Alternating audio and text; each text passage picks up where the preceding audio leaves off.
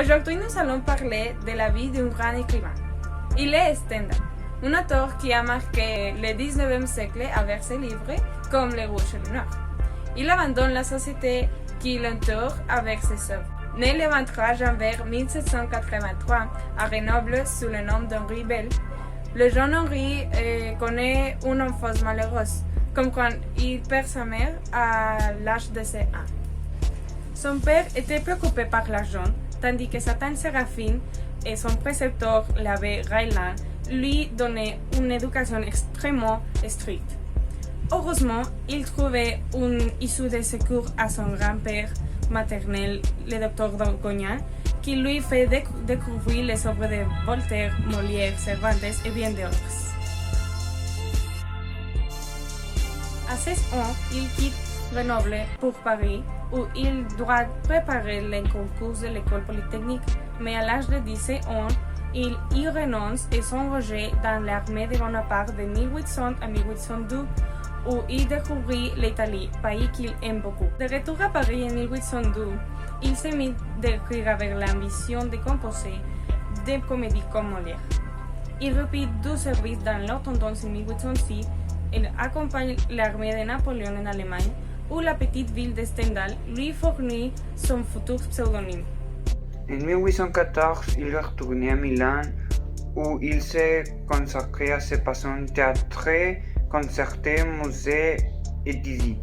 C'est à Milan qu'il fit paraître Vie de Reine de Mozart et de Métastasien en 1814, une histoire de la panthère en italien en 1817 et un essai. Romain après et Florence 1817, qu'il signa pour la première fois du nom de Stendhal.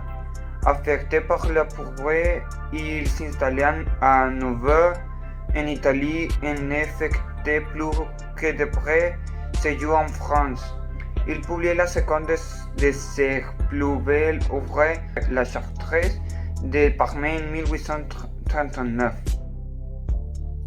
Stendhal a écrit nombreux essais et mémoires, dont on se souvient aujourd'hui de la vie d'Haydn, Mozart et Métastatique, la vie de Napoléon, histoire de la peinture en Italie, Rome, Naples et Florence, Sur le mur, Racine et Shakespeare, vie de Rossini, Promenades à Rome, Souvenirs d'héroïsme, Souvenirs d'un touriste et la mire. Marx a renommé les droits fondamentaux à ses 4 très célèbres romans. Armand en 1826, Le Rouge et le Noir 1830, Les Chartreux de Parme 1839, Le Ciel le Roi 1894. Rouge et le Noir est le 12e roman de l'écrivain, dresse un portrait de la société et ses époques, avec comme surpris chronique du 19e siècle, or encore chronique de 1830. Il s'agit du 12e roman de Stendhal, après Armand, qui cernait la son plus grand chef de roi. Il a une relation orageuse avec une belle italienne, Angela Patragua, et s'éprise de Mathilde Dembosca, sa passion payée de retour. Cet amour déçu avec Mathilde lui inspira une analyse de l'amour, et en 1822, il publiait une œuvre intitulée De l'amour. Suivit un essai sur le théâtre Racine et Shakespeare en 1823 et 1825. Ce romantique à la sensibilité accrue montre dans ses œuvres un réalisme touchant qui les fait croiser ces deux mouvements littéraires, le réalisme et le romanticisme, avec la majorité de ses œuvres. Victime d'une crise d'apoplexie, il revit précipitamment Paris où une nouvelle attaque l'impactait le 23 mars 1842. Ci-dessous, un extrait d'un des romans les plus célèbres de Stendhal, Le Rouge et le Noir. À son aspect, tous les chapeaux se lèvent rapidement. Ses cheveux sont grisonnants et il est vêtu de gris. Il est chevalier de plusieurs ordres. Il a une grande forme, 1 à km et au total, sa figure ne manquait pas d'une certaine régularité. On trouve même, au premier aspect, qu'elle réunit à la dignité de maire de village cette sorte d'agrément qui peut en faire ses 33 rentrées avec 48 ou 50 ans. Mais bientôt, le voyageur parisien est choqué d'un certain air de contentement de soi et de suffisance mêlée à je ne sais quoi de borné et de points inventifs.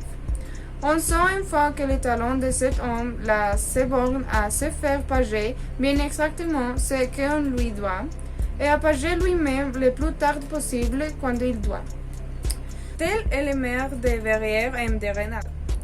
Après avoir traversé la rue d'un paragraphe, il entre à la mairie et disparaît au jeu des voyageurs. Mais ce n'est pas plus haut. Si celui-ci continue sa promenade, il aperçoit une maison d'assez belle apparence et à travers une rue de fer attenante à la maison de jardin magnifique. Au-delà, c'est une ligne d'horizon formée par les collines de la Bourgogne et qui semblait faire une sorte pour le précis des yeux. Cette vue fait oublier à voyager l'atmosphère épaissée des petits intérêts d'argent dont il commençait à être asphyxié.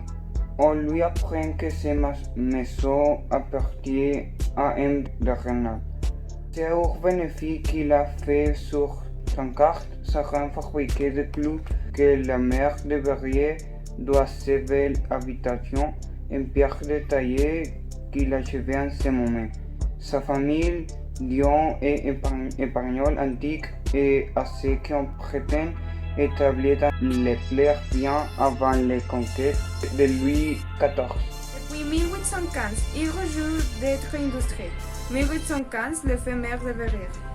Les murs et terrasses qui soutiennent les diverses parties de ces magnifiques jardins qui, d'étage en étage, descendent jusque d'où, sont aussi la récompense de la science de M. de Renal dans le commerce de fer. Ne vous attendez point à trouver en France ces jardins pittoresques qui entourent les villes manufacturières de l'Allemagne, Leipzig, Francfort, Nuremberg, etc. En Franche-Comté, plus on bâtit de morts, plus on érige à perpétrer de pierres rangées les unes au-dessus des autres, et plus on acquiert des droits au respect de ses voisins.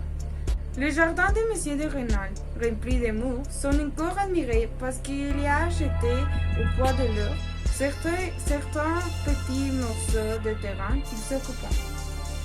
Et c'est pour la vie du grand écrivain de réalisme et romanticisme Stendhal.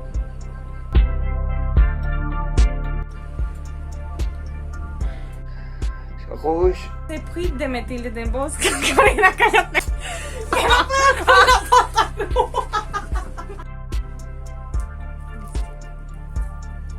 Listo. 19 cyclés. Le rouge et le noir.